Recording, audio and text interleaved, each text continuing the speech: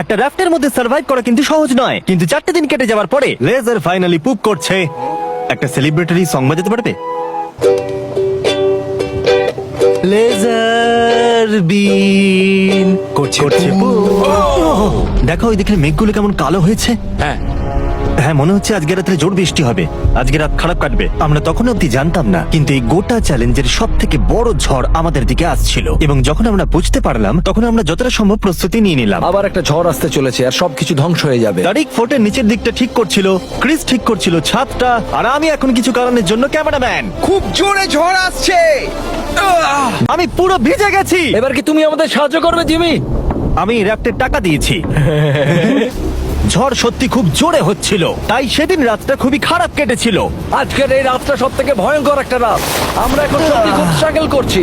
এটা কি কোনোভাবে সেফ মনে হচ্ছে? আমাদের এটা স্টুডিওতে শুট করতে হতো, কিন্তু না, আমরা সবকিছু রিয়েল দেখাবো। এই চ্যানেলে ফেক কিছু হয় না। আমার মনে হয় আমরা সবাই মরে যাবো। এই সবকিছু মনে হচ্ছে উড়ে চলে যাবে, আমার আর ভালো লাগছে না। দেখো, ঠিক আমার বেডের উপরে একটা বড় হোল আছে। আমি আর পারছি না, আর পারছি না। তুমি কি ভিডিওটাকে বন্ধ করবে জিমি? Jimmy please.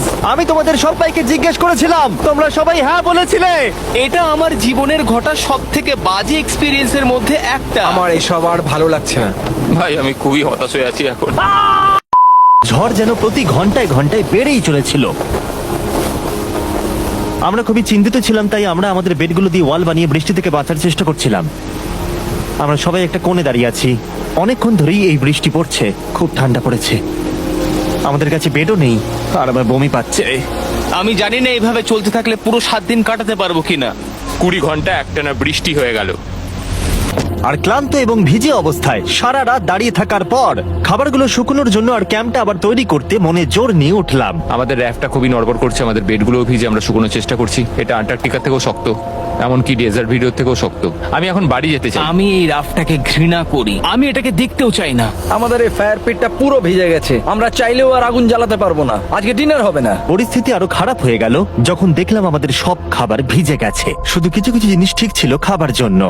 আমাদের কাছে সব ছিল, খাবার ছিল, শুকনো বিছানা ছিল, আর আমরা এটা নর্মাল ভেবেছিলাম। এইভাবে রাত কাটানো সম্ভব নয়। চলো এই শেল্টারটাকে ওয়াটারপ্রুফ করার চেষ্টা করি। এটা আমরা এখান থেকে ছিঁড়ে এখানে বেঁধে দেবো, আর এইখানটা এয়ার ফ্লো এর জন্য এমন হ্যাঁ, এটা থাকবে। করলে গতকাল ঠিক। রাত্রে আমরা ঠান্ডায় কাঁপছিলাম আর মরতে বসেছিলাম। আচ্ছা, তোমরা কি চাও, উষ্ণতা নাকি ঠান্ডায় ভিজতে? এখানে একটা জিপ টাই লাগাও। নোলান, এখানে একটা দড়ি বাঁধো, দিয়ে জিপ টাই লাগাও। তাতে আমরা এটাকে উপরে ঠেললে আরো অনেকটা জায়গা পাবো। আমি ভাবছি কেন আমি দড়ি নিয়ে এখানে লাগাচ্ছি না, যাতে আমাদের সব ভিজে জামা কাপড়গুলো শুকিয়ে যায়। হয়তো এই টাওয়ালগুলো কালকের মধ্যে শুকিয়ে যাবে।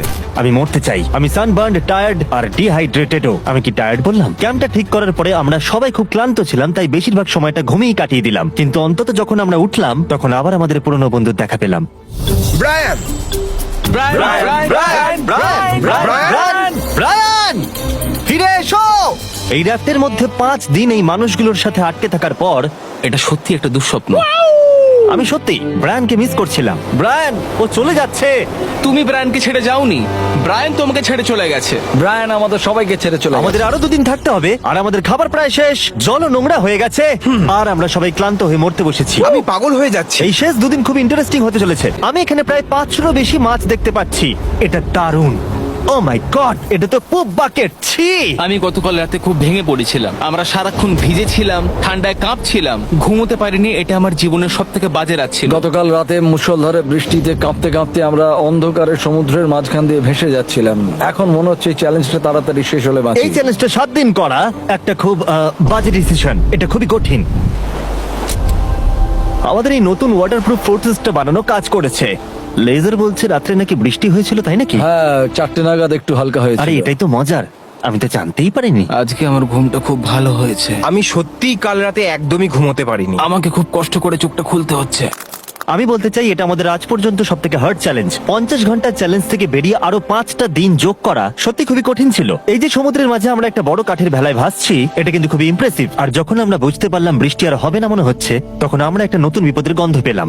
আমরা 2 দিন আগে অবধি সবাই ঠান্ডায় কাঁপছিলাম, আর এখন প্রচন্ড গরম, অস্বাভাবিক গরম। আমি এখন জলে ঝাঁপ মারবো, কারণ আমার খুব গরম করছে। আমরা এখন সাঁতার কাটবো। শুনেছি নোলান ভালো সাঁতার কাটে। আর যখন ওরা গরম থেকে বাঁচার জন্য সাঁতার কাটছিল, তখন আমরা একটা বুদ্ধি বার ও করলাম। হ্যাঁ, পুরো পাখা, ঠান্ডা হাওয়া, আমার দারুণ লাগছে। হ্যাঁ, ও, আমার গায়ে জেলিফিশ ঠেকলো। আহ! এই সমুদ্র আমাদের এত ঘৃণা করে কেন? আমার মনে হয় সাঁতার কাটতে না গিয়ে ভালোই করেছে। আহ! তুমি ঠিক আছো? ও আমার পা! আমরা আরেকটু হলে মরে যেতাম। আমি দারুণ স্পট পেয়ে গেছি। ও ইয়া, এই বাবা, এই দেখো লাল হয়েছে কেমন, দেখতে পাচ্ছো? সেই গোটা দিনটাই এত গরম ছিল যে আমরা শেল্টার থেকে বাইরেই বেরোইনি। হ্যাঁ আমি হট। আমি বাঁচবো না মনে হচ্ছে, কারণ খুব গরম করছে। প্রচন্ড কিন্তু গরম। সূর্য অস্ত যাওয়ার সাথে সাথে আমরা চ্যালেঞ্জ শেষের খুব কাছে চলে এসেছিলাম। চ্যালেঞ্জ শেষ হতে 24 ঘন্টার কম সময় বাকি আছে। এটা সত্যি বলতে আমার করা সব থেকে কঠিন চ্যালেঞ্জ ভিডিও। সত্যি কথা বলতে এই অভিজ্ঞতা আমাদের জীবনে যা যা করি সবকিছুর প্রশংসা করতে শিখিয়েছে, যেমন স্নান করা, খাবার খাওয়া। আমি খাবারকে মিস করছি। আমরা টয়লেট বানিয়েছি। আমি আর কোনোদিন বাকেটে পু করব না। আমি বলছি চলো আমরা এটাকে সেলিব্রেট করি ফেস্টিভ্যাল বার খেয়ে। হ্যাঁ, এটা পাওয়া যায় সব ওয়ালমার্ট, টার্গেট, 7-Eleven, অ্যালবার্টসন আর আমেরিকাতে। এটা 2023। যদি তুমি এখনো হার্শিস কেন, তাহলে তুমি পাগল। হার্সিস হলো বুমারদের জন্য। ও, তুমি জিমি, চেয়ারটা কিভাবে শুধু ভাঙলে? আমার চেয়ারটাই এটা কি ভাঙলো হলো? কেন? জিমি, মনে হচ্ছে তুমি সব খাবার খেয়ে ফেলেছো। আমার মনে হয় টাইম ল্যাপসটাকে কন্টিনিউ করা উচিত এই ভাঙা চেয়ারটায় বসে। আজ আমাদের এখানে একসাথে শেষ রাত কাটানো, গাইজ। কাল থেকে আমি একা ঘুমোবো। আমি তোমার পাশে ঘুমানোটা মিস করবো। 100% আমি আর জীবন অন্য কোনো পুরুষের পাশে শোবো না। এই খুশিতে চলো এবার ঘুমিয়ে পড়ি।